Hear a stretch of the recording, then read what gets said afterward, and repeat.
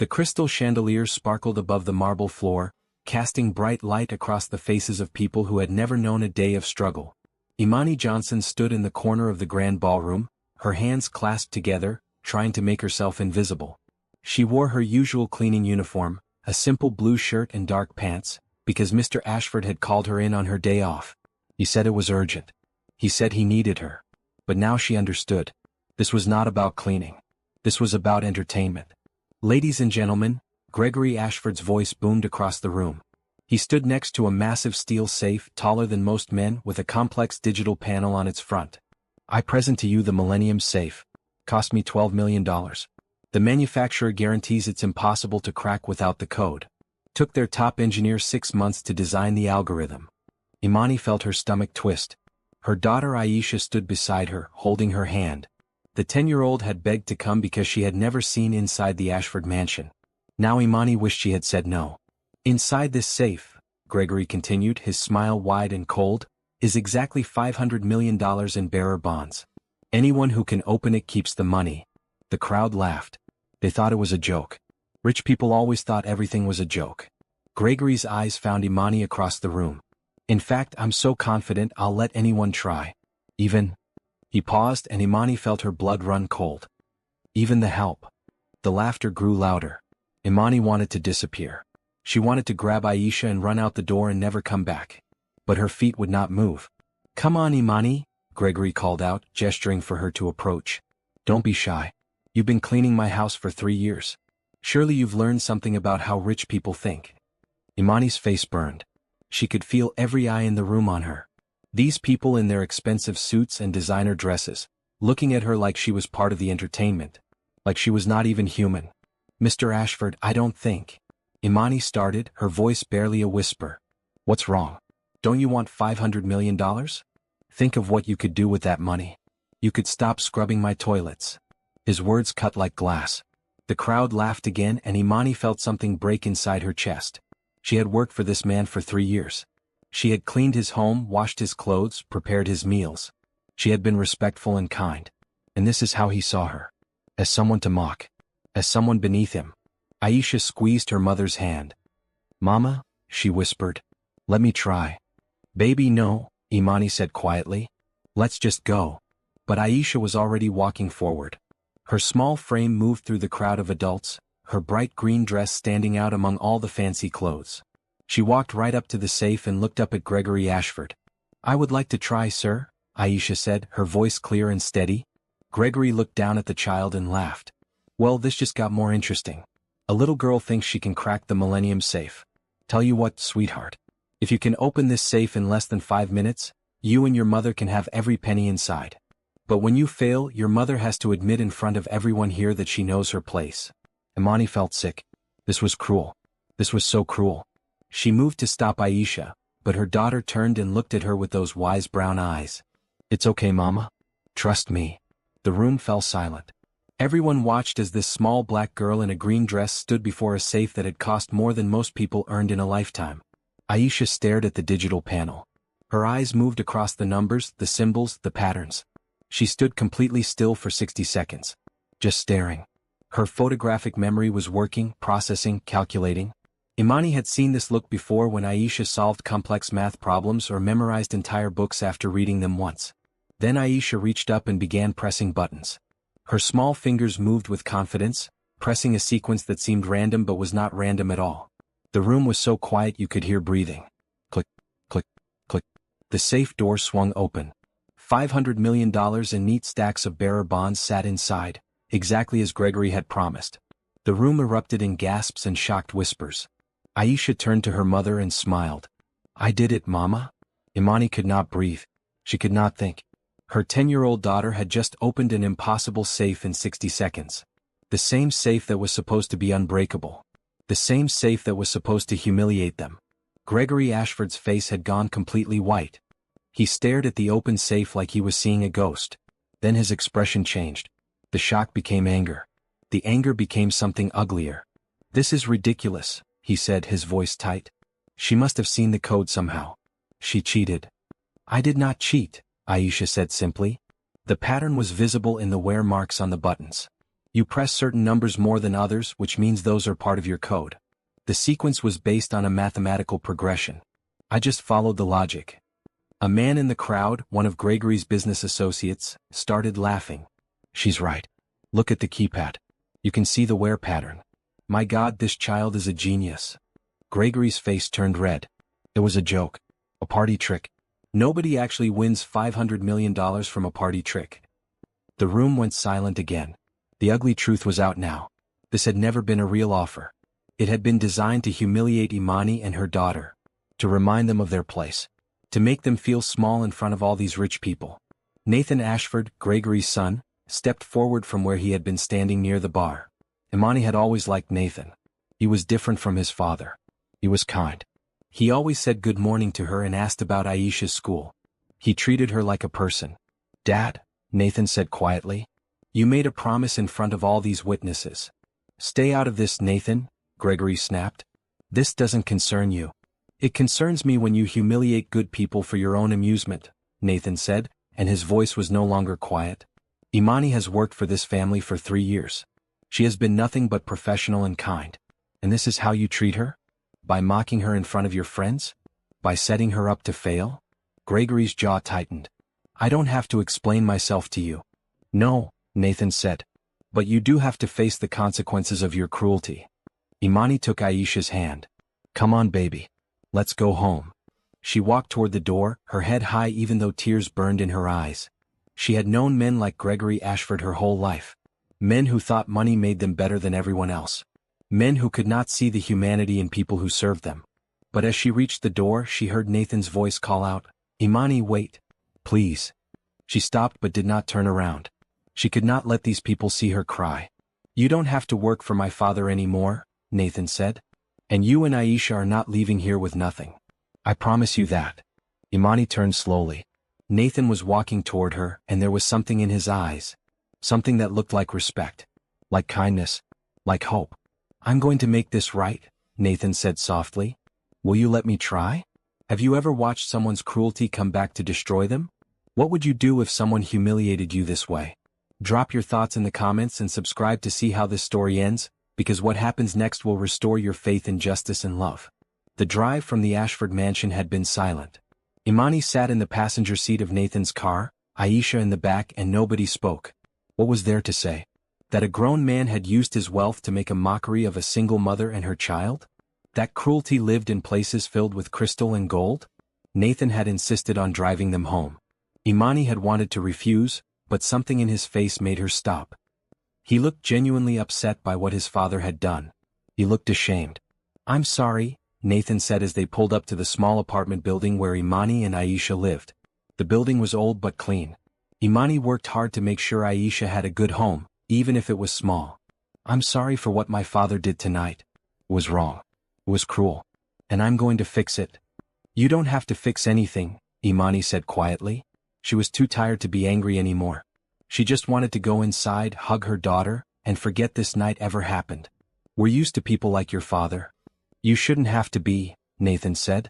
He pulled an envelope from his jacket pocket and handed it to her. This is my personal phone number. Call me tomorrow morning. There's something I need to discuss with you. Imani took the envelope but did not open it. Mr. Ashford, I appreciate your kindness, but I just want to move on from tonight. Please, Nathan said. Just call me. I promise it will be worth your time. Imani nodded and got out of the car. She took Aisha's hand and walked into their building. Once inside their apartment, Aisha finally spoke. Mama, are you okay? Imani knelt down and hugged her daughter tight. I'm okay, baby. I'm so proud of you. What you did tonight was amazing. But we didn't get the money, Aisha said. Mr. Ashford lied. I know, baby. Some people lie. Some people are cruel. But that doesn't change how brilliant you are. You opened that safe in 60 seconds. Do you know how special that makes you? Aisha smiled a little. It was easy once I saw the pattern. Numbers make sense to me. Imani kissed her daughter's forehead. You are going to do amazing things in this world, Aisha Johnson. Never forget that. That night, Imani lay in bed thinking about everything that had happened. She thought about Gregory Ashford's cruel smile. She thought about the laughter of his wealthy friends. She thought about how small they had tried to make her feel. But she also thought about Nathan. about the genuine sadness in his eyes, about how he had defended her in front of his own father, about the envelope sitting on her kitchen table. The next morning, Imani called the number Nathan had given her. He answered on the first ring. "Imani," he said, and she could hear the relief in his voice. "Thank you for calling. Can you meet me at Harbor Coffee Shop in an hour? There's something important I need to give you." Imani hesitated. She had to take Aisha to school first, but after that she was free. She had the day off because she was supposed to have been off yesterday too, before Gregory called her in for his cruel game. "I can be there at 9:30, she said. "Perfect. I'll see you then." Imani dropped Aisha off at school, kissed her goodbye, and then drove to the coffee shop. It was a nice place in the downtown area with bright windows and comfortable chairs. Nathan was already there, sitting at a corner table with 2 cups of coffee. "I ordered you a vanilla latte," he said as she sat down. "I remember you mentioned once that it was your favorite."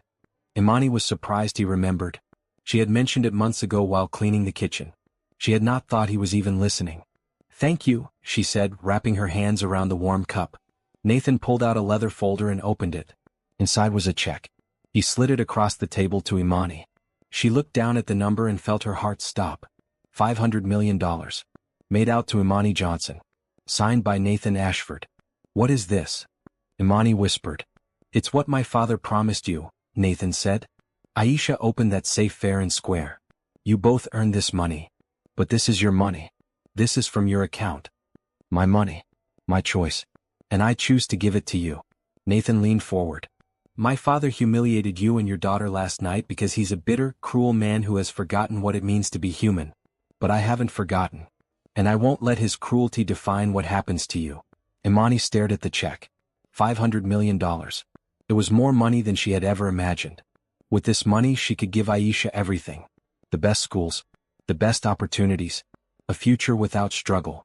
But could she really accept this? "Nathan, this is too much," she said. "I can't take this from you." "Yes, you can," Nathan said firmly. "And you will. Because Aisha earned it. And because you deserve better than what my father gave you." He paused. "My father's cruelty doesn't get to win, Imani. Kindness wins. Hope wins.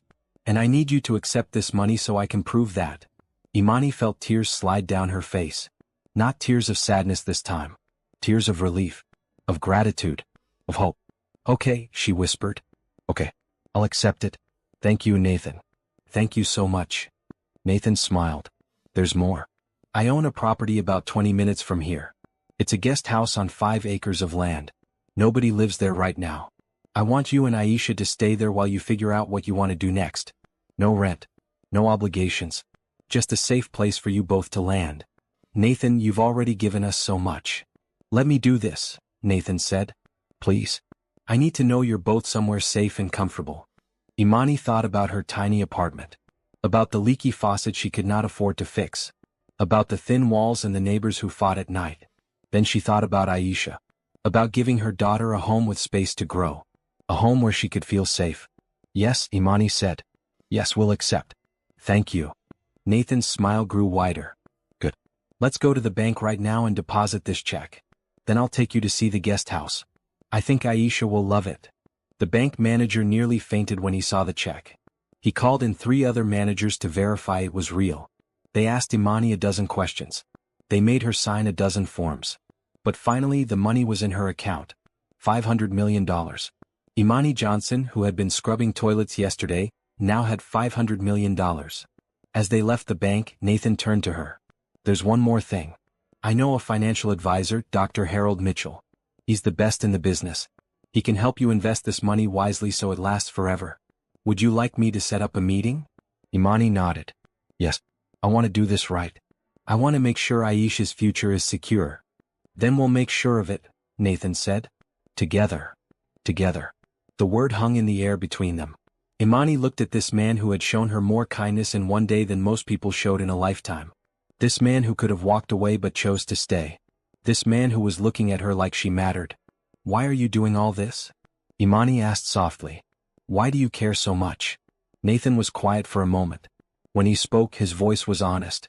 "Because 3 years ago I watched you come to work the day after your mother died. You didn't call in sick. You didn't ask for time off. You came to work because you needed the money to pay for her funeral. And when I asked if you were okay, you smiled and said you were fine. But I saw the grief in your eyes. Imani remembered that day. She remembered how hard it had been to keep moving, to keep breathing. I realized then that you were one of the strongest people I had ever met, Nathan continued. And I realized that my father's house was full of people with money and empty of people with character. You have more character in your little finger than most of the people my father calls friends. So yes, I care. I care because you and Aisha deserve every good thing this world has to offer. Imani wiped her eyes. Thank you, Nathan. For seeing us. For caring. For being kind. Thank you for letting me help, Nathan said. Now come on. Let's go pick up Aisha from school and show her your new home. The guest house was beautiful. It had 3 bedrooms, a big kitchen with bright windows, and a backyard with trees and flowers. There was even a small library with built-in bookshelves. Aisha walked through every room with wide eyes. Mama, is this really ours? She asked. Yes, baby. This is really ours. Aisha ran to Nathan and hugged him. Thank you, Mr. Nathan. Thank you so much. Nathan knelt down to her level. You're welcome, Aisha. And you can just call me Nathan, okay? We're friends now. Okay, Nathan, Aisha said, beaming. As Imani watched her daughter explore her new home, she felt something shift inside her chest. This was not the end of their story. This was the beginning. A new chapter. A chapter filled with hope and possibility. And maybe, just maybe, a chapter filled with love. 3 days after moving into the guest house, Imani woke up to bright sunlight streaming through her bedroom window. She lay in bed for a moment, still not quite believing this was real. That she lived in this beautiful home. That she had $500 million in the bank. That her life had changed so completely in such a short time. Aisha was already up, sitting in the library with a stack of books. Nathan had filled the shelves with everything from classic literature to advanced mathematics textbooks. He had asked Aisha what she liked to read, and then he had made sure she had it all. Good morning, Mama, Aisha said without looking up from her book. She was reading a college-level physics textbook and seemed completely absorbed. Morning, baby. You want some breakfast? Yes, please. Imani went to the kitchen and started making pancakes. As she cooked, she thought about what Nathan had said about meeting with Dr. Mitchell, the financial advisor. The meeting was scheduled for this afternoon. She was nervous. She had never had money to invest before. She had never had money, period. The doorbell rang just as she finished cooking. Imani opened it to find Nathan standing on the porch, holding a bag from the local bakery. Morning, he said with a smile. He wore a blue button-down shirt and jeans. I brought croissants. Fresh from the oven. Nathan, you didn't have to do that, Imani said, but she stepped aside to let him in. I know. I wanted to. He followed her to the kitchen and set the bag on the counter. How are you settling in? Good. Really good. Aisha loves the library. I think she's read 6 books already. Nathan laughed. That doesn't surprise me. She's something special. They ate breakfast together, the 3 of them, and it felt natural. Easy. Like they had been doing this for years instead of days. Nathan told jokes that made Aisha giggle. He asked Imani about her plans for the day. He was present and attentive and kind. After breakfast, Nathan drove Imani to Dr. Mitchell's office. The financial advisor was an older black man with kind eyes and a gentle manner. He shook Imani's hand warmly. Ms. Johnson, it's a pleasure to meet you. Nathan has told me about your situation, and I want you to know that I'm here to help you make the best decisions for your family's future. They spent 2 hours going over investment options. Dr. Mitchell explained everything in simple terms. He never talked down to her or made her feel stupid for not knowing things. Instead, he patiently answered every question. My recommendation, Dr. Mitchell said, is to put most of the money into a diversified portfolio of stocks, bonds, and real estate. This will generate steady income for you and Aisha while preserving the principal. With proper management, this money can last for generations. Generations, Imani repeated. She could barely wrap her mind around that. Her daughter's children's children would be taken care of. Because of one moment. One safe. 1 60-second miracle. I also recommend setting aside $50 million for immediate use, Dr. Mitchell continued. This gives you liquid assets to pursue any goals or dreams you might have. Want to start a business? Buy a home? Go back to school? You'll have the resources to do it. Imani thought about this. She had always wanted to help other single mothers like herself. Women who worked 2 jobs and still struggled to feed their kids. Women who had to choose between paying rent and buying medicine. Women who deserved better. I want to start a non-profit, Imani said suddenly. To help working mothers. To give them resources and support and hope. Dr. Mitchell smiled. That's a beautiful goal. and very achievable with your resources. I can help you set that up. Nathan, who had been sitting quietly during the meeting, reached over and squeezed Imani's hand. That's a wonderful idea. The world needs more people like you. Over the next week, Imani's life became a whirlwind of activity. Dr. Mitchell helped her set up the nonprofit, which she named Hope for Mothers Foundation. Nathan introduced her to lawyers who helped with the legal paperwork. His executive assistant, Beverly Patterson, a warm woman with red hair and a ready smile, helped Imani learn how to manage her new responsibilities. You're a natural at this, Beverly said one afternoon as they reviewed grant applications. You understand what these women need because you've been there. It was true. Imani had been there. She had been the woman working 3 jobs. The woman who cried in her car because she did not know how she would pay for Aisha's field trip. The woman who felt invisible to the world. But she was not invisible anymore. One evening, Nathan invited Imani and Aisha to dinner at his house. Not his father's mansion, but his own home across town. It was a beautiful modern house with clean lines and lots of glass. The interior was decorated in calming blues and greens. I love your home, Imani said as he gave them a tour. Thanks. I designed it myself. Well, with help from an architect. But I picked everything out. He showed them the kitchen, which had state-of-the-art appliances and a huge island. I like to cook. It relaxes me. You cook. Imani was surprised. Don't sound so shocked, Nathan said with a grin. I make a mean lasagna. You'll see. Dinner was delicious. Nathan had made lasagna, garlic bread, and salad. They ate at his dining room table, which had a view of the garden. Aisha talked about the science project she was working on. Nathan listened with genuine interest, asking questions and offering suggestions. After dinner, Aisha fell asleep on Nathan's couch while watching a documentary about space. Imani covered her with a blanket and then joined Nathan on the back patio. The night was cool and clear, stars visible overhead. Thank you for tonight, Imani said. Aisha had so much fun. So did I. I'm glad, Nathan said. I like spending time with you both. They sat in comfortable silence for a while. Then Nathan spoke again, his voice thoughtful. My father called me today. Imani tensed. She had not thought about Gregory Ashford since the night of the safe. She had been too busy building her new life to dwell on his cruelty. What did he want? To tell me I was a fool for giving you that money? To tell me you probably manipulated me somehow? To tell me I should demand it back? Nathan's jaw tightened. I told him he was wrong about you. That you were one of the best people I had ever met. That his inability to see your worth was his failure, not yours. What did he say? He said I was too soft. That I let my emotions cloud my judgment. That I would regret this. Nathan turned to look at Imani. But I won't regret it. I know I won't. Because helping you and Aisha has been the best thing I've ever done. Imani felt her heart squeeze. Nathan, I don't know how to thank you properly. You've changed our lives. You don't have to thank me. Just keep being who you are. Keep building your foundation. Keep raising your incredible daughter. That's thanks enough. They talked for hours that night. About their childhoods. About their dreams. About what they wanted from life. Imani learned that Nathan had always felt suffocated by his father's expectations. That he had never wanted to be a billionaire businessman. That his real passion was architecture and design. Then why don't you pursue it? Imani asked. Because my father would never accept it. He built his empire expecting me to take it over. If I walk away, I disappoint him. Nathan sighed. But maybe it's time I stopped living for his approval.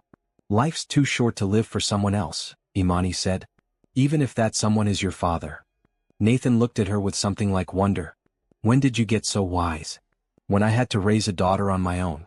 You learn quick when someone's counting on you. As the night grew late, Imani gently woke Aisha and prepared to leave. Nathan walked them to their car. Same time next week? He asked. I'm thinking of trying my hand at homemade pizza. Imani smiled. We'll be here.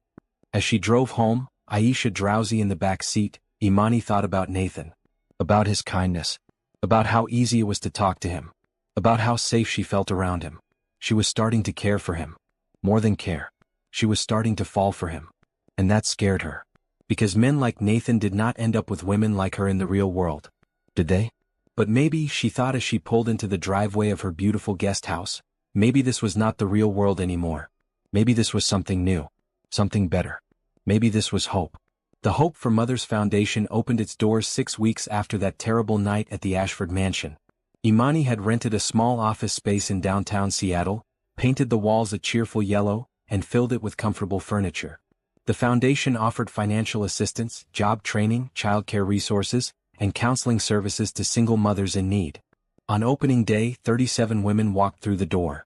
By the end of the first month, that number had grown to over 200. Word spread fast that there was a place where struggling mothers could find real help without judgment, where they were treated with dignity and respect. Imani hired a staff of 5 people, all women who had been single mothers themselves. They understood the struggles. They knew what it felt like to be invisible. And they worked tirelessly to make sure every woman who came through their doors left with hope. Beverly Patterson, Nathan's assistant, had become Imani's close friend and advisor. She helped manage the administrative side of the foundation and taught Imani about business operations.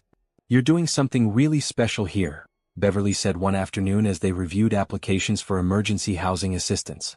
"These women need you." "I just want to help," Imani said. "I remember what it felt like to be desperate, to feel like nobody cared. I don't want anyone else to feel that way."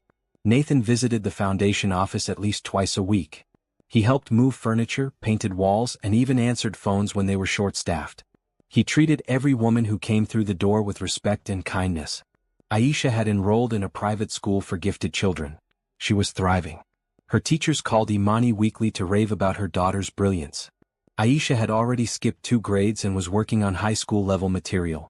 "She's extraordinary," her principal, Dr. Susan Foster, told Imani during a parent-teacher conference. "I've been in education for 30 years and I've never seen a mind like hers. Have you considered having her tested for early college admission?" "She's only 10, Imani said, though pride swelled in her chest. "I know. But by the time she's 12 or 13, she'll be ready for university-level work. We should start preparing her now." Imani agreed to have Aisha tested. The results came back confirming what everyone already knew. Aisha was a genius. Her IQ was in the top 0.1% of the population. She had perfect photographic memory and could process complex mathematical equations in her head. "My baby," Imani whispered as she read the report. "My beautiful, brilliant baby." Nathan took them out to celebrate that evening. He insisted on going to Aisha's favorite restaurant, a small Italian place that served the best pasta in Seattle. Aisha wore her favorite green dress. Imani wore a red blouse and black pants. "To Aisha," Nathan said, raising his glass of soda. "The smartest person I know." "To Aisha," Imani echoed, clinking her glass against his. Aisha blushed but smiled. "It's just how my brain works. It's not that special." "It's very special," Nathan said. "And don't ever let anyone tell you different." After dinner they walked through the park near the restaurant. The evening was beautiful, with a gentle breeze and the smell of flowers in the air. Street lamps cast bright light along the pathways. Families and couples strolled past, enjoying the pleasant weather. Aisha ran ahead to look at the ducks in the pond. Imani and Nathan walked slowly behind her. "She's going to change the world," Nathan said. "I really believe that." "I hope so," Imani said. "I just want her to be happy, to feel loved, to know she matters." "She knows," Nathan said softly, "because she has you as her mother." Imani looked at him. Really looked at him. At his kind eyes and genuine smile. At the way he watched Aisha with such affection. At the way he had seamlessly become part of their lives. "Nathan, can I ask you something?" "Anything." "Why do you spend so much time with us? Don't you have your own life? Your own friends? Your own things to do?" Nathan was quiet for a moment. When he spoke, his voice was honest. "I spend time with you because I'm happiest when I'm with you. Both of you. You make me feel like I'm part of something real. Something that matters." Imani's breath caught. "Nathan. I'm not saying this to make you uncomfortable," Nathan continued. "I just want you to know that you and Aisha are important to me. More important than I expected when I first decided to help you." "You're important to us too," Imani admitted. "Aisha talks about you all the time. She asks when you're coming over. She lights up when she sees your car." "And you?" Nathan asked, stopping on the path and turning to face her. "How do you feel?" Imani's heart raced. This was the moment. The moment where she could be honest or she could hide. The moment where she could take a chance or play it safe. "I care about you," she said softly. "A lot. But I'm scared." "Scared of what?" "Scared that this is too good to be true. Scared that I'm going to wake up and it will all be gone. Scared that someone like you could not really want someone like me." Nathan reached out and gently took her hand. Imani, listen to me. You are not someone like you. You are the most incredible woman I have ever met. You're strong and kind and compassionate. You've built something beautiful from nothing. You're raising an amazing daughter. And he paused. I want to be part of your life. If you'll let me. Tears filled Imani's eyes. I want that too. They stood there in the bright lamplight, holding hands, while Aisha watched the ducks and the world continued moving around them. It felt like a perfect moment. Like a turning point. Can I take you on a real date? Nathan asked. Just the two of us. Dinner and maybe a movie or a walk or whatever you want. Yes, Imani said. I would really like that. The first date was dinner at a small French restaurant overlooking the water. Nathan picked Imani up at 7, and when she opened the door wearing a beautiful red dress, his face lit up. You look stunning, he said. Thank you. You look very handsome. Nathan wore a maroon shirt and gray slacks. Simple but elegant. Dinner was perfect. They talked and laughed and shared stories. Nathan told her about his dreams of designing buildings. Imani told him about her dreams of expanding the foundation to other cities. They discovered they both loved old movies and hiking and jazz music. I feel like I can talk to you about anything, Imani said over dessert. Same, Nathan said. I've never felt this comfortable with anyone. After dinner they walked along the waterfront. The night was clear, stars reflecting on the dark water. Nathan reached for Imani's hand and she let him take it. Is this moving too fast? Nathan asked. I don't want to rush you. It's not too fast, Imani said. It feels right. They stood at the railing looking out at the water, their hands intertwined. Imani felt something settle in her chest. Something that felt like peace. Like belonging. Thank you for giving me a chance, Nathan said. Thank you for seeing me, Imani replied. For really seeing me. Over the next few months, Nathan and Imani grew closer. They went on dates. They had long phone conversations late at night. They spent weekends together with Aisha, doing normal family things like going to the zoo or having picnics or watching movies. Beverly noticed the change in both of them. You're both glowing, she told Imani one day at the foundation office. It's love, isn't it? Imani blushed. Maybe. Is it that obvious? Honey, you smile every time his name comes up. And he looks at you like you hung the moon. Yes, it's obvious. Beverly grinned. And I'm happy for you. You both deserve this. Aisha had started calling Nathan Uncle Nathan, which made him tear up the first time he heard it. He bought her science kits and took her to museums and listened to her explain complicated theories with patience and genuine interest. He's going to be my dad someday, isn't he, Mama? Aisha asked one night before bed. Imani's heart skipped. Would that be okay with you? More than okay, Aisha said, hugging her mother. He makes you happy. And he's nice to us. That's all I want. Life felt full. Complete. Like all the broken pieces had finally come together into something beautiful.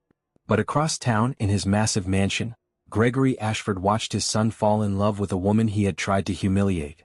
And he did not like it one bit. The spring brought new opportunities. The hope for Mother's Foundation had grown so much that Imani needed to hire more staff and find a larger space. Nathan helped her find a perfect building, a renovated warehouse with bright windows and open floor plans. It had enough room for offices, classrooms, childcare facilities, and counseling rooms. This is perfect, Imani said as they toured the empty space. I can see it all now. Women coming here to learn new skills. Kids being cared for while their mothers attend interviews. Support groups meeting in those rooms over there. Then let's make it happen, Nathan said. They spent weeks planning the renovation. Nathan used his architectural skills to design the layout. Imani picked colors and furniture. Beverly managed the logistics. It was a team effort and it brought them all closer together. The grand opening of the new facility was scheduled for late June. Imani invited everyone who had helped make the foundation possible. Local news stations covered the event. The mayor came and gave a speech about the importance of supporting working families. But the person Imani most wanted there was Nathan. And he stood beside her the entire day, proud and supportive. You did this, he whispered as she cut the ribbon to officially open the building. You changed these women's lives. We did this, Imani corrected. I could not have done it without you. That evening, Nathan invited Imani to a charity dinner at the downtown convention center. It was a fancy event benefiting children's hospitals. Imani had never been to anything so elegant. I don't know if I belong at something like this, she said nervously as Nathan picked her up. You belong anywhere you want to be, Nathan said. Besides, you run a successful nonprofit now. You're exactly the kind of person who should be at charity events. Imani wore a stunning red dress that Beverly had helped her pick out. It was elegant and sophisticated, with a flowing skirt and fitted bodice.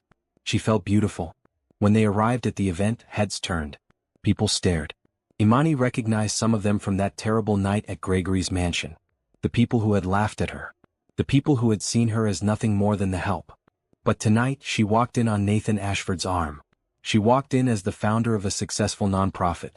She walked in with her head high. Imani, a woman's voice called out. Imani turned to see Catherine Morrison, one of Gregory's business associates. The same woman who had laughed loudest that night. I heard about your foundation. It's quite impressive. Thank you, Imani said coolly. I'd love to make a donation. Perhaps we could have lunch sometime and discuss it.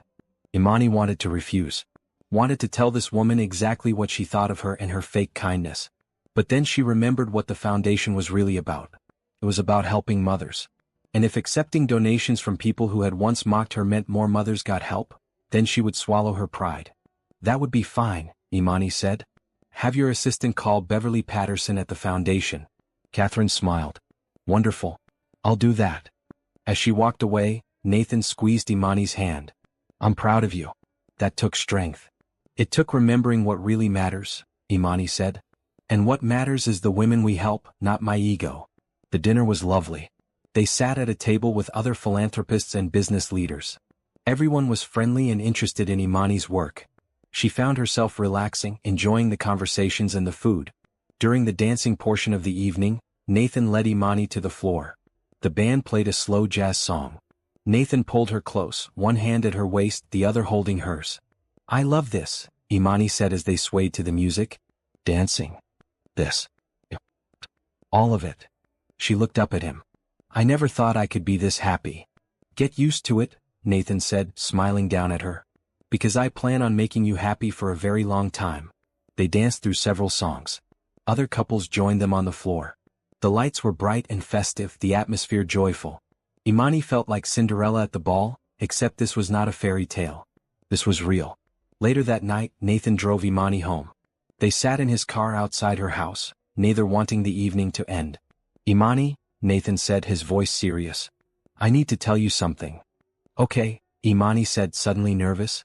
I'm falling in love with you. Nathan reached for her hand. Actually, that's not accurate. I've already fallen. I'm in love with you. Completely. Totally. In love with you. Imani's heart soared. Nathan, You don't have to say it back, Nathan said quickly. I just needed you to know. I needed you to understand how I feel. Nathan, stop talking, Imani said with a laugh. I'm trying to tell you that I love you too. I've loved you for weeks now. Maybe longer. I was just scared to say it. Nathan's face broke into the biggest smile Imani had ever seen. Really? Really? I love you, Nathan Ashford. You are the kindest, most wonderful man I've ever met. And I love you. Nathan leaned in and kissed her. It was gentle and sweet and full of promise. When they pulled apart, both were smiling. Can I take you and Aisha out tomorrow? Nathan asked. I want to tell her about us. About how much I care for both of you. She already knows, Imani said. She told me you were going to be her dad someday. Nathan's eyes filled with tears. She said that? She did. And she was right. The next day, Nathan took them to the beach. It was a beautiful afternoon with clear blue skies and gentle waves. Aisha built sandcastles while Nathan and Imani walked along the shore. Aisha, Nathan called out. Can you come here for a minute? Aisha ran over, her green shorts and white shirt covered in sand. What's up?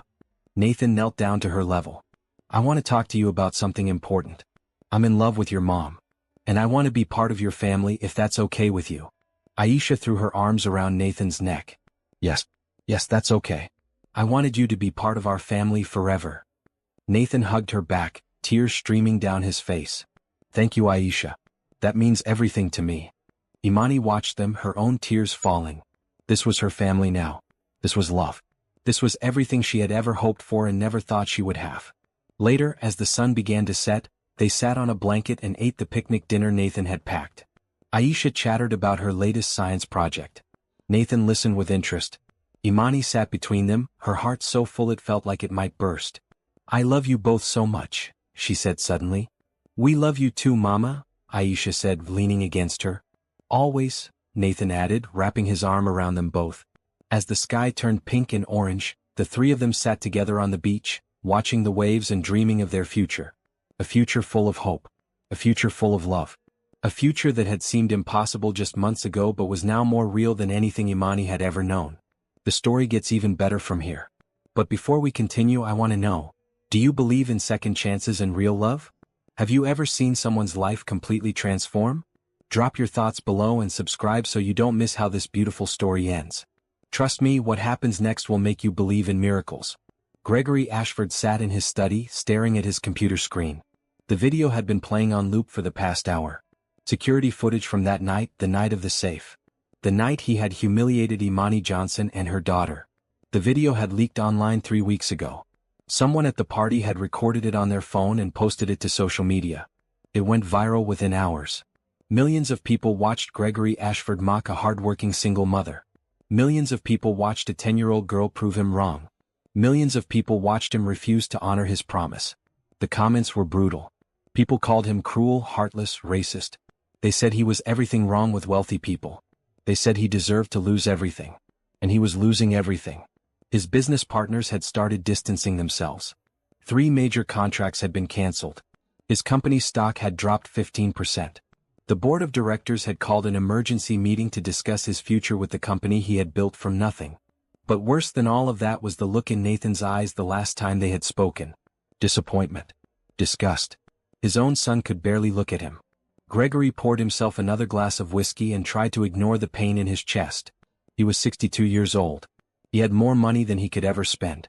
He had power and influence and respect. Except he did not have respect anymore. He had lost it the moment he chose cruelty over kindness. His phone rang. It was his lawyer, Thomas Brennan.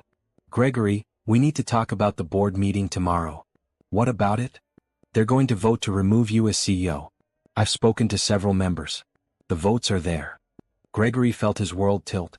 They can't do that. I built this company. They can and they will. The video has done too much damage to the company's reputation. The board believes a leadership change is necessary to rebuild trust.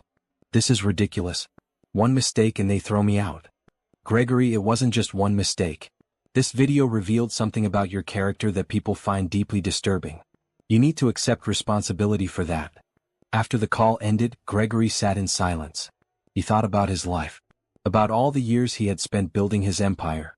About how he had always believed money and power were the most important things. About how wrong he had been. He thought about Nathan. About how his son had found something real with Imani and Aisha. About how happy Nathan looked now. About how he, Gregory, had tried to destroy that happiness because of his own prejudice and cruelty. For the first time in his life, Gregory Ashford felt ashamed. The next morning, Gregory attended the board meeting. The vote was unanimous. He was removed as CEO of the company he had founded 40 years ago. He was offered a severance package and a seat on the board as a silent partner. Nothing more. I'm sorry it came to this, the board chairman Robert Hughes said after the meeting. But the company must move forward. Gregory nodded. He had no words. He drove home in silence. His mansion felt empty. His life felt empty. He had pushed away everyone who mattered because he had been too proud to see his own failures. That evening Nathan came to visit. Gregory had not seen his son in 2 months.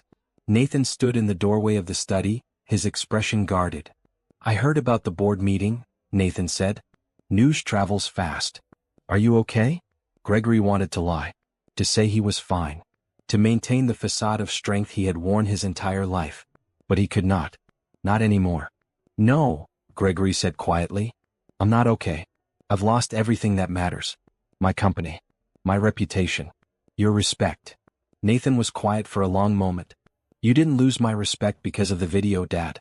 You lost it years ago. Every time you treated people like they were beneath you. Every time you chose money over kindness. Every time you made someone feel small so you could feel big. The words cut deep because they were true. I know, Gregory said. I know I've been wrong. About so many things. About Imani and Aisha. About what really matters in life. Then change, Nathan said simply. It's not too late to be better. How? How do I fix this? Nathan sat down across from his father. You start by getting help. Real help. Therapy. You need to figure out why you treat people the way you do. Why you need to feel superior. Why kindness is so hard for you. And then you do the work. You change your behavior. You make amends to the people you've hurt. You become the person you should have been all along. Gregory looked at his son. At the man Nathan had become. A good man. A kind man. Nothing like Gregory himself. I want to apologize to Imani and Aisha, Gregory said. Would they see me? I don't know, Nathan said honestly. But I'll ask. 3 days later, Nathan called his father. Imani agreed to meet with you. But only at the foundation on her terms. And Aisha won't be there. Imani doesn't want to put her daughter through any more stress. I understand, Gregory said. Thank you for asking. The Hope for Mothers Foundation was not what Gregory expected. It was bright and welcoming, filled with women and children. People smiled and laughed. There was hope here. Real hope. Imani met him in her office. She wore a blue dress and sat behind her desk with her hands folded. Her expression was neutral. Mr. Ashford, she said. What can I do for you? Gregory sat down. His hands shook. I came to apologize. For what I did that night. For how I treated you and your daughter. For the cruelty and disrespect. I was wrong. Completely wrong. And I'm sorry. Imani watched him carefully. Why are you apologizing now? Because the video went viral? Because you lost your position at your company? Or because you actually understand what you did wrong? Gregory swallowed hard. All of it. I'm apologizing because I finally see what I've been for so long. A man who measured worth by money. A man who treated people with kindness as if they were weak. A man who missed what really mattered. And what really matters? Imani asked. People. Kindness. Well, the things I threw away because I thought power was more important. Gregory's voice cracked. I'm 62 years old and I'm just now figuring out that I've wasted my life being cruel. Imani was quiet for a long moment. Mr. Ashford, I accept your apology. But accepting it doesn't mean I forget what you did. It doesn't erase the humiliation. It doesn't undo the hurt. I know.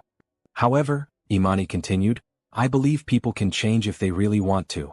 I believe in second chances and redemption. So I will give you the opportunity to prove you're serious about being better. How? Gregory asked desperately. Tell me how and I'll do it. Start by getting therapy. Deal with whatever made you think treating people the way you did was acceptable. Then, if you really want to make amends, support organizations that help people you've looked down on your whole life. Donate your time, not just your money. Actually see the people you once ignored. Gregory nodded. I'll do it. All of it. And one more thing, Imani said, her voice firm. Nathan loves me. And I love him. And Aisha loves him. We're building a life together. If you can't support that, if you can't genuinely be happy for us, then you need to stay away. Because I won't let you hurt the people I love. I support it, Gregory said quickly. I see how happy he is. I see what you've done with the money he gave you. I see the good you're doing in this world. You're a better person than I've ever been. And Nathan deserves someone like you. Imani stood up and extended her hand. Then let's start over.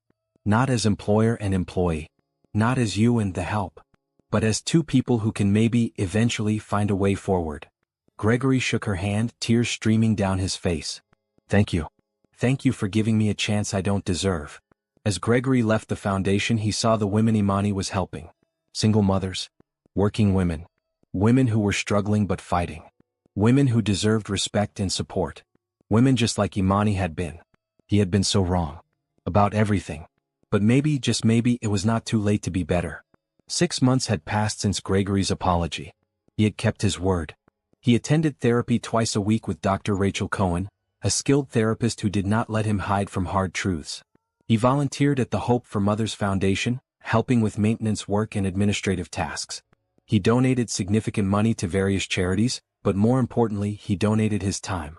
Nathan watched his father's transformation with cautious hope. Gregory was changing. Slowly but genuinely. He was learning to see people as people, not as servants or employees or means to an end. But today was not about Gregory. Today was about love. Nathan had planned something special for Imani. He had spent weeks getting everything perfect. Beverly had helped him coordinate with Aisha, who was spending the day at a science camp she loved. He picked Imani up at noon. She wore a casual sundress in yellow with small white flowers. Her natural curls framed her face beautifully. Where are we going? She asked as he drove. It's a surprise. I don't like surprises. Nathan laughed. You'll like this one. Trust me. He drove them to Bellevue Botanical Garden, a beautiful space filled with flowers and trees and peaceful walking paths. The late summer sun shone bright overhead, but the gardens were cool and shaded in places. They walked hand in hand through the gardens, admiring the roses and dahlias and lavender. Nathan led her to a specific spot, a small clearing surrounded by flowering cherry trees. Someone had set up a picnic blanket with pillows and a basket of food. "Nathan, this is beautiful," Imani breathed. "I wanted today to be special," Nathan said. They sat on the blanket and ate lunch. Nathan had packed all of Imani's favorite foods: fresh fruit, cheese, crackers, sandwiches, and chocolate cake for dessert. They talked and laughed, enjoying the peaceful afternoon. After they finished eating, Nathan took Imani's hands in his. "Imani, there's something I need to say." "Okay," Imani said, her heart starting to race. "I've been thinking about my life. About what makes me happy. About what I want for my future." Nathan's eyes were intense, full of emotion. "And every thought leads back to you. Every dream includes you. Every hope I have involves waking up next to you." Imani felt tears start to form. "I love you," Nathan continued. "I love your strength and your kindness. I love how you care for Aisha and how you help those women at the foundation. I love your laugh and your smile and the way you see the good in people. I love everything about you." "Nathan," Imani whispered. "I know we've only been together for 6 months. I know some people might say it's too soon. But I've never been more sure of anything in my life." Nathan reached into his pocket and pulled out a small velvet box. "Imani Johnson, will you marry me?" He opened the box to reveal a stunning ring. Not a huge diamond that screamed wealth, but a beautiful sapphire surrounded by smaller diamonds, elegant and perfect. Imani stared at the ring, then at Nathan, then back at the ring. Her mind raced. This was happening. This wonderful, kind, amazing man was asking her to marry him. "Yes," she said, tears streaming down her face. "Yes, Nathan. I'll marry you." Nathan slipped the ring on her finger and pulled her into his arms. They kissed as the cherry blossoms swayed overhead and the sun shone down on them. It was perfect. It was everything. "I love you so much," Imani said when they finally pulled apart. "You've given me and Aisha everything. A home. Security. Hope. And now this. I don't know how I got so lucky." "I'm the lucky one," Nathan said. "You've made me believe in goodness again. You've shown me what really matters. You've made me want to be better." They sat together on the blanket, holding each other, talking about their future. Where they would live. How they would blend their lives. How they would tell Aisha. "She's going to be so excited," Imani said. "She's been asking me when you were going to propose." "She has. She told me last week that she was tired of waiting. That you needed to hurry up and make it official." Imani laughed. "My daughter is very direct." "I wonder where she gets that from," Nathan teased. When they arrived home that evening, Aisha was waiting on the porch. She took one look at her mother's face and started screaming. He asked, "Let me see the ring." Imani held out her hand and Aisha examined the ring carefully. "It's perfect," Aisha declared. Then she turned to Nathan. "So does this mean I can call you Dad now?" Nathan knelt down and looked at Aisha seriously. "Aisha, I would be honored if you called me Dad. But only if you want to. There's no pressure." "I want to," Aisha said, throwing her arms around his neck. "I've wanted to for months. Dad." Nathan held her tight, crying again. "I love you, Aisha." "I love you too, Dad."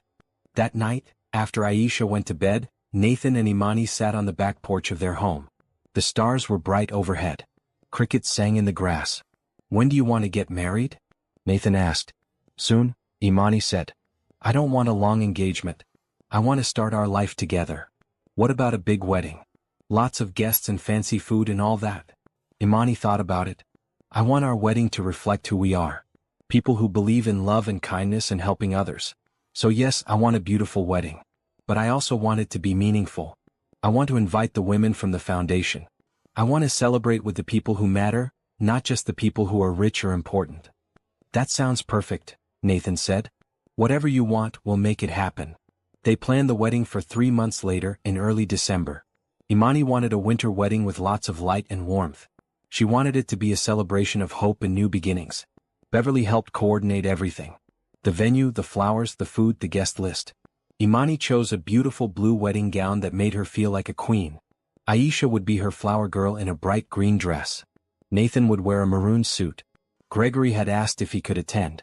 Nathan and Imani discussed it at length. "Do you trust him?" Imani asked.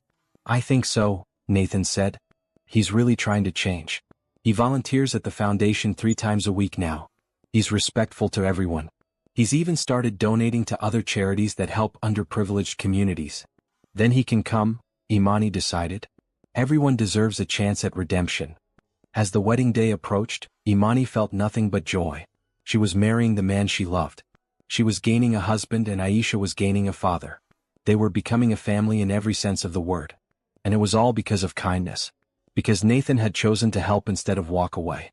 Because he had chosen love over indifference. Kindness had changed everything. The weeks before the wedding flew by in a blur of planning and preparation. Imani had chosen to hold the ceremony at a beautiful estate on Lake Washington.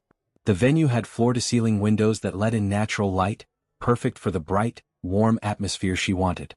Nathan and Imani decided to combine their lives completely. Nathan sold his house and they began designing their dream home together on the property where Imani and Aisha had been living. Nathan used his architectural skills to create something special, a house that would be theirs, not his or hers but theirs. "I want big windows," Imani said as they looked over the plans. "Lots of light. And a library for Aisha. And a big kitchen where we can cook together," Nathan added. "And a porch where we can have coffee in the mornings. And a garden," Aisha chimed in from where she was doing homework at the table. "With flowers and vegetables." Nathan sketched out their ideas and slowly the design came together. A beautiful modern house with bright colors and open spaces. A house that represented hope and love and new beginnings. The Hope for Mothers Foundation continued to grow. They had helped over 500 families in the past 6 months. Women were getting jobs, finding stable housing, and building better lives for their children. Imani had hired more staff and expanded their services to include legal aid and healthcare navigation. One afternoon, a familiar face walked through the foundation's doors. Gregory Ashford, wearing jeans and a simple blue shirt, carrying a toolbox. "I'm here to fix the leak in the bathroom," he said to Beverly at the front desk. "Mr. Ashford, you don't have to do maintenance work," Beverly said gently. "We can hire someone." "I want to help," Gregory said. "Besides, I used to be pretty good with plumbing before I got too important to do actual work." Beverly smiled. "Well, we appreciate it. The bathroom is down the hall, second door on the left." Gregory fixed the leak and then asked if there was anything else that needed repair. There was always something. A squeaky door. A loose railing. A window that would not close properly. Gregory worked on all of it. Imani watched him from her office window. This was not the same man who had humiliated her 8 months ago. This was someone different. Someone humbler. Someone kinder. Later, Gregory knocked on her office door. "Do you have a minute?" he asked. "Of course. Come in." Gregory sat down across from her desk. He looked nervous. "I wanted to talk to you about the wedding. Nathan told me I'm invited and I'm grateful for that. But I want to make sure you're comfortable with me being there. It's your day. If my presence would make you uncomfortable, I'll stay away." Imani appreciated his thoughtfulness. "Gregory, you've worked hard to change. I've seen it. The women here have seen it. You're becoming someone better. I want you at the wedding because you're Nathan's father. And because I believe you're genuinely trying to be a good person now." "Thank you," Gregory said quietly. "I know I don't deserve your forgiveness, but I'm trying to earn it every day." "You're doing well," Imani said. "Keep going." After Gregory left, Imani thought about how much had changed. How a moment of cruelty had led to all of this. The foundation. Her relationship with Nathan. Even Gregory's transformation. Sometimes the worst moments led to the best outcomes. 2 weeks before the wedding, Nathan's company announced a major development. They had been working on an affordable housing project that would provide quality homes for low-income families. The project had been Nathan's idea, and he had spent months developing it. "I want to use my resources to make a real difference," Nathan explained to Imani as they reviewed the plans.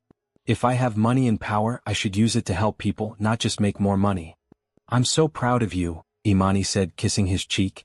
The affordable housing project would break ground in the spring. It would provide homes for 200 families initially with plans to expand. The homes would be energy efficient, well-built, and located near good schools and transportation. Nathan had also established a scholarship fund for children of single mothers, specifically targeting students interested in science, technology, engineering, and mathematics. The fund would provide full college tuition, room and board, and living expenses. "We're naming the first scholarship after Aisha," Nathan told Imani. "The Aisha Johnson STEM Scholarship." Imani cried when he told her.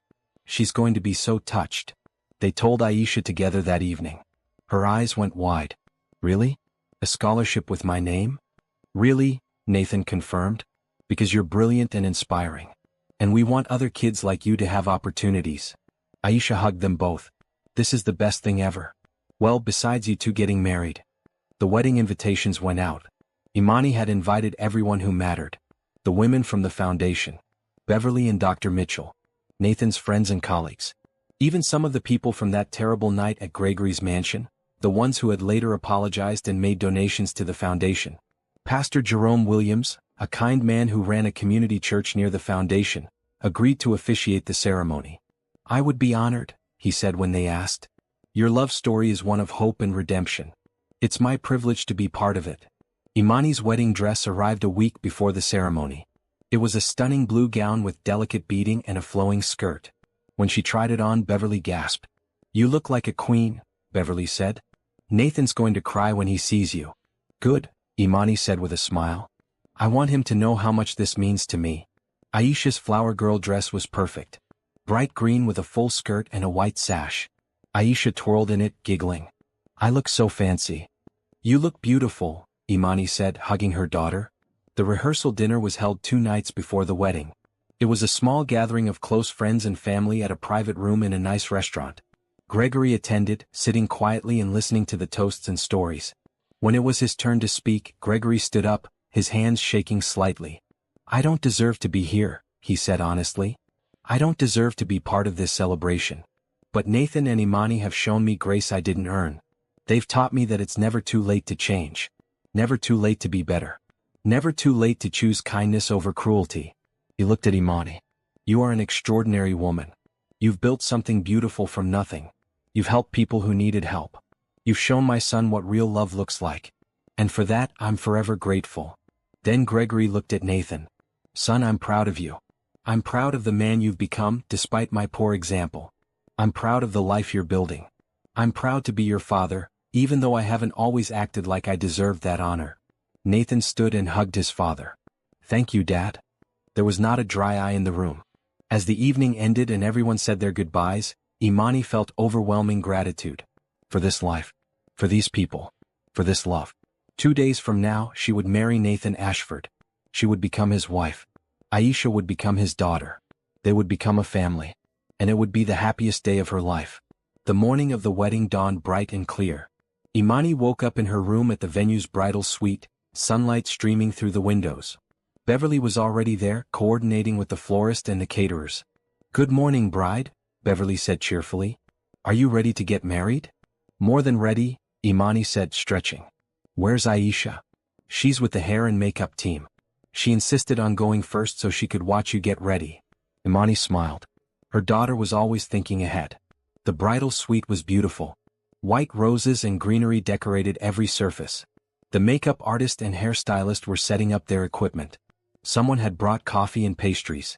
Aisha came bouncing in, her hair styled in elegant curls with small white flowers woven throughout. Mama, look. I look like a princess. You are a princess, Imani said, hugging her daughter. My beautiful, brilliant princess. The next few hours were a whirlwind of activity. Hair, makeup, getting into dresses. Photos. Checking details. Making sure everything was perfect. When Imani finally looked at herself in the full-length mirror, she barely recognized herself. Her blue wedding gown fit perfectly, hugging her curves and flowing elegantly to the floor. Her hair was styled in soft curls, pulled back with crystal pins. Her makeup was natural but beautiful. You look stunning, Beverly said, tears in her eyes. Absolutely stunning. Nathan's going to pass out when he sees you, Aisha added seriously. There was a knock on the door.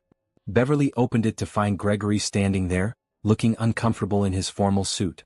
I'm sorry to interrupt. I was hoping I could speak to Imani for just a moment. Imani nodded. It's okay. Come in. Gregory stepped inside, his eyes widening when he saw Imani. You look beautiful. Thank you. I wanted to give you this, Gregory said, pulling out a small box. It belonged to Nathan's mother. She died when he was young, but she would have wanted him to marry someone like you. Someone kind and strong. Someone who would love him well. Imani opened the box to find a delicate pearl bracelet. I can't accept this, Imani said softly. Please, Gregory said. It would mean everything to me. And to Nathan. He loved his mother very much. Having something of hers on your wedding day would honor her memory. Imani looked at the bracelet. It was simple but elegant. Perfect. Okay, she said. Thank you, Gregory. Gregory helped her fasten the bracelet, then stepped back. I'll see you out there. After he left, Beverly helped Imani with final touches. Then it was time. The ceremony venue was breathtaking. White flowers everywhere. Candles providing warm light. Big windows showing the lake and mountains beyond. Guests filled the chairs, all dressed in their finest. The music started. Aisha walked down the aisle first, scattering flower petals and beaming at everyone. She took her place near the altar. Then it was Imani's turn. She had no father to walk her down the aisle, so she walked alone. Head high. Confident. Beautiful. Nathan stood at the altar in his maroon suit, and the moment he saw Imani, tears streamed down his face. His expression was one of pure love and awe. Imani walked toward him, her eyes never leaving his face. This was it. This was the moment everything changed forever. When she reached the altar, Nathan took her hands. You're so beautiful, he whispered. So are you, she whispered back. Pastor Williams smiled at them. Dearly beloved, we are gathered here today to witness the union of Imani Johnson and Nathan Ashford. This is a marriage built on love, respect, and a shared commitment to making the world better. It is my honor to officiate this ceremony. The ceremony was beautiful. They had written their own vows. Nathan went first. Imani, you came into my life when I needed hope. You showed me what real strength looks like. You taught me that kindness is not weakness but the greatest power we have. You've made me want to be better, do better, love better. I promise to honor you, cherish you, and support you in all things. I promise to be a good husband to you and a good father to Aisha. I promise to build a life with you that reflects our values of love, hope, and kindness. I love you, Imani Johnson. Today and always. Then it was Imani's turn. Nathan, you saw me when I was invisible. You defended me when I was powerless. You loved me when I felt unlovable. You've given me and Aisha everything we needed and so much more. But most importantly, you've given us your heart. You've shown us what it means to be truly loved. I promise to honor you, cherish you, and support you in all things. I promise to be your partner, your friend, and your wife. I promise to build a life with you that helps others find the same hope and love we've found. I love you, Nathan Ashford. Today and always. There was not a dry eye in the venue. Pastor Williams smiled. By the power vested in me, I now pronounce you husband and wife. Nathan, you may kiss your bride. Nathan pulled Imani close and kissed her as everyone cheered. It was perfect. It was everything. They walked back down the aisle together, husband and wife, with Aisha walking behind them. Their family. Complete. The reception was joyful. Dinner was delicious. The cake was beautiful, a three-tier creation decorated with blue and white flowers. People gave speeches and toasts. Beverly spoke about watching Imani and Nathan fall in love. Dr. Mitchell spoke about how proud he was of everything Imani had accomplished. Aisha gave a speech that made everyone laugh and cry. My mom is the best person I know, Aisha said. And Nathan, Dad, is the second best person I know. They love each other. They love me. And they're going to make the world better together. I'm so lucky to be their daughter. Then Gregory stood to speak. The room got quiet. People remembered that terrible night 8 months ago. People wondered what he would say. I'm not a good man, Gregory started. I spent most of my life being cruel and selfish. I hurt people. I looked down on people. I used my wealth as a weapon. He paused. 8 months ago, I humiliated Imani Johnson in front of a room full of people. I mocked her and her daughter for my own entertainment. I was cruel for no reason other than I could be. The room was silent. But Imani did something I never expected. She forgave me. Not immediately. Not easily. But eventually, after I did the work to change, she forgave me. She gave me a chance to be better. And Nathan, my son, gave me a chance to be part of his life again. Gregory's voice broke. This wedding is proof that kindness wins. That love wins. That good people triumph over cruelty. Imani and Nathan, you've taught me more in these past months than I learned in 60 years. Thank you for letting me be here today. Thank you for showing me it's never too late to change. And thank you for proving that hope is real. People applauded. Some cried. It was a moment of true reconciliation. After the speeches, there was dancing. Nathan and Imani had their first dance as husband and wife, swaying together to a jazz song they both loved. Then Aisha joined them and they danced as a family. Gregory asked Imani for a dance later in the evening. As they moved slowly across the floor, he spoke quietly. Thank you for this. for letting me be part of today, for giving me a chance. Everyone deserves a chance to be better, Imani said. You took yours. You did the work. That matters. I'm going to keep doing the work, Gregory promised. Every day.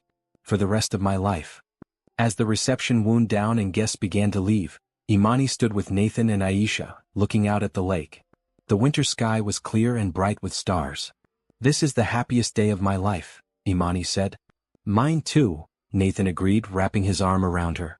Mine too, Aisha added, hugging them both. They stood there together, a family built on love and hope and second chances. A family that proved kindness could overcome cruelty. A family that would make the world better. Their happily ever after had officially begun.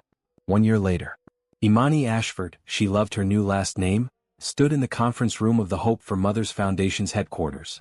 The foundation had expanded to 3 locations across Washington state and was planning to open facilities in Oregon and California next year. We've helped over 2,000 families this year, Beverly reported, showing graphs and statistics. Our job placement program has a 92% success rate. Our emergency housing initiative has prevented homelessness for 300 families. And our childcare services have allowed 400 mothers to return to school or work. Imani felt proud. This was exactly what she had dreamed of when she started the foundation. Real help for real people. Lives being changed. Nathan sat beside her, reviewing the financial reports. He had taken on a consulting role with the foundation, helping them maximize their resources and expand efficiently. His affordable housing project had been so successful that he had secured funding for 3 more developments. Aisha, now 11 years old, was at her advanced placement program at the university. She had tested into college-level courses and was thriving. She planned to study astrophysics and mathematics. Her teachers said she would probably be ready for graduate school by age 15. She's going to cure cancer or solve world hunger or figure out time travel, Nathan joked. All 3 probably, Imani agreed. Gregory had continued his transformation.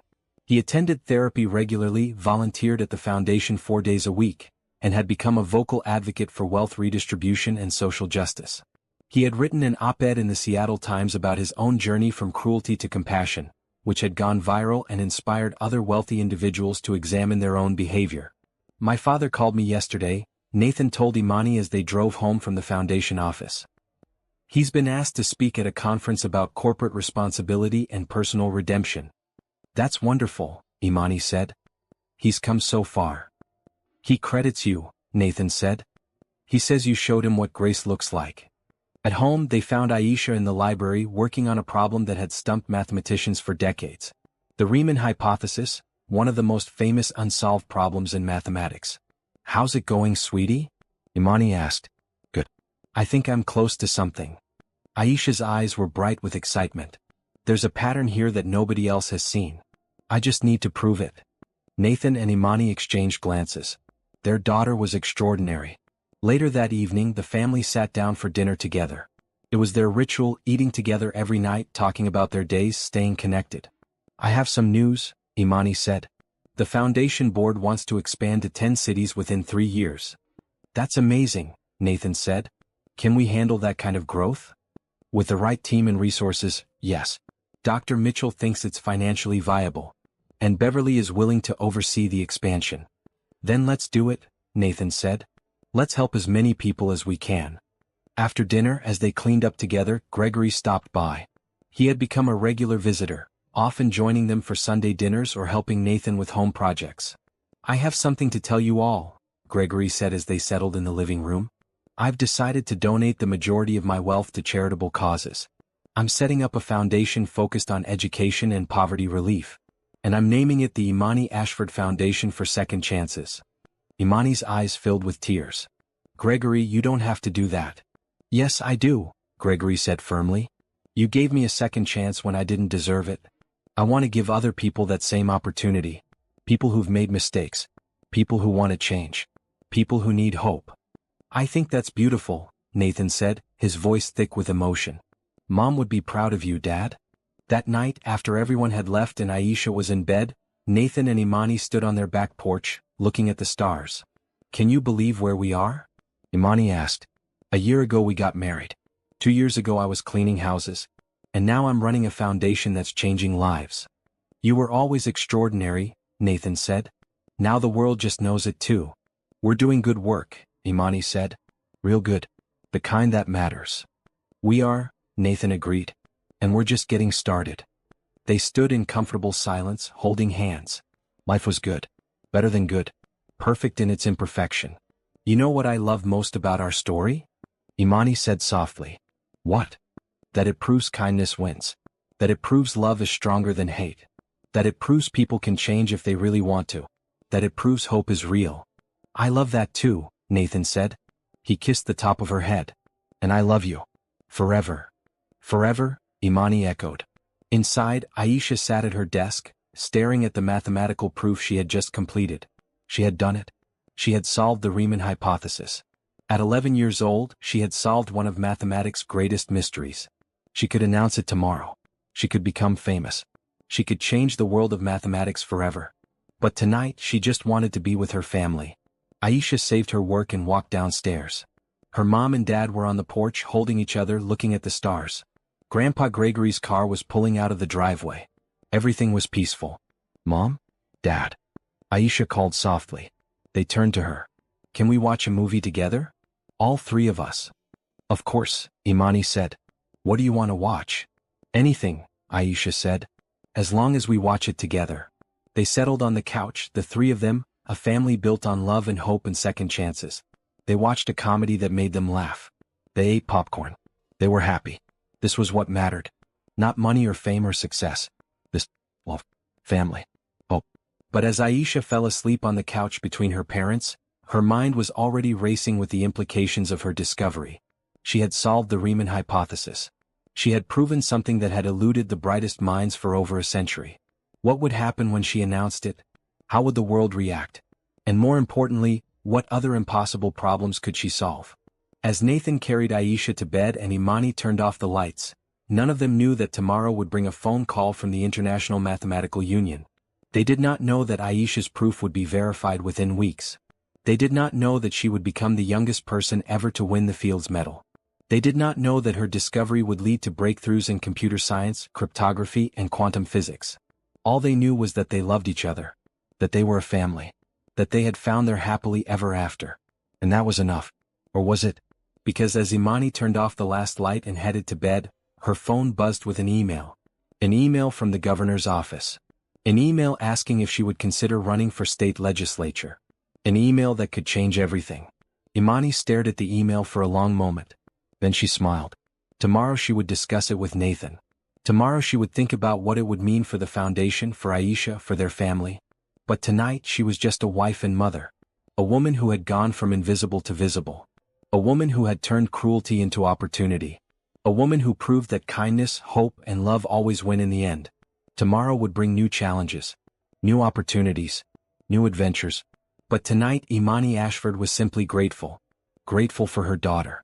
Grateful for her husband. Grateful for this beautiful, unexpected, miraculous life. And as she climbed into bed beside Nathan and he wrapped his arms around her, Imani knew with absolute certainty that whatever came next, they would face it together. Because that's what families do. That's what love does. That's what hope makes possible.